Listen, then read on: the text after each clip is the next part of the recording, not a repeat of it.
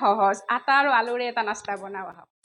বাটা লৈছোঁ ক্ৰিস্পি হ'বৰ বাবে চুজি 2 চামুচ লৈছোঁ সোৱাদ অনুসৰি নিমখ দিছোঁ তাত চিলি ফ্লেক্স অকণমান আৰু আজৱাইন অকণমান যোগ কৰি দিছোঁ তাৰপিছত ৰিফাইন অকণমান দি পানীৰে আটাখিনি ডো আকাৰত মাৰি লৈছোঁ তাৰপিছত ইয়াৰে অকণমান মই বেলেগে ৰাখি থৈ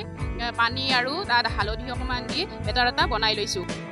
সিজোৱা আলুখিনিত সোৱাদ অনুসৰি নিমখ দিলোঁ কেঁচা জলকীয়া পিঁয়াজ জিৰাৰ গুড়ি চাট মছলা আৰু জলকীয়াৰ গুড়ি দি এনেদৰে সানি ল'লোঁ তাৰপিছত ৰুটি দুখন মই বেলি ল'লোঁ তাৰপিছত ওপৰত মেয়নিজ লগাই ল'লোঁ ইয়াৰ ওপৰত আলুখিনি দি দিম এনেদৰে আলুখিনিৰ ওপৰত আকৌ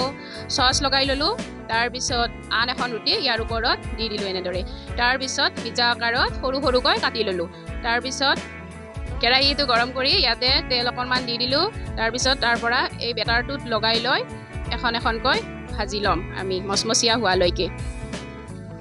এনেদৰে ভাজি ল'লোঁ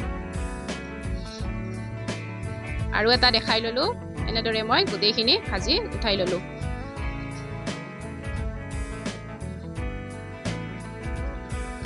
আমাৰ নাস্তা ৰেডি হৈ গ'ল